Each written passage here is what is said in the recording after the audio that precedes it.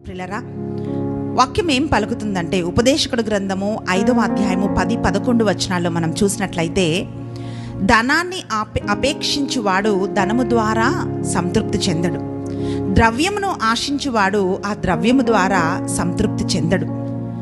అంటే ఎంత కలిగి ఉన్నా కూడా మనిషికి దానిలో తృప్తి లేదు ప్రియులారా. ఇంకా కావాలి అని మనుషులు అనుకుంటున్నారు.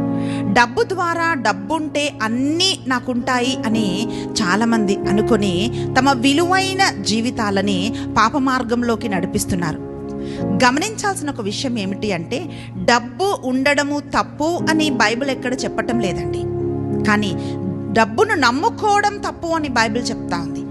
అబ్రహాము ధనవంతుడు, దావీదు ధనవంతుడు, సొలొమోను ధనవంతుడు, యోబు ధనవంతుడు. బైబిల్ గ్రంథంలో మనం చూసినట్లయితే ప్రియులారా, దేవుణ్ణి వెంబడించిన వాళ్ళు ధనవంతులు. ఆయననే ఐశ్వర్యము, ఆశీర్వాదం ఇచ్చువాడు అని వాక్యం పలుకుతా ఉంది. మన దేవుడు శ్రీమంతుడు అని వాక్యం తెలియజేస్తా ఉంది. వెండి నాదే, బంగారము నాదే అని దేవుడు పలుకుతా ఉన్నాడు. ఆయన ఐశ్వర్యం కలిగి మరి ఐశ్వర్యాన్ని దేవుడు తప్పు అనటం లేదు, కానీ ఐశ్వర్యాన్ని నమ్ముకోవటము తప్పు అని వాక్యం పలుకుతా ఉంది.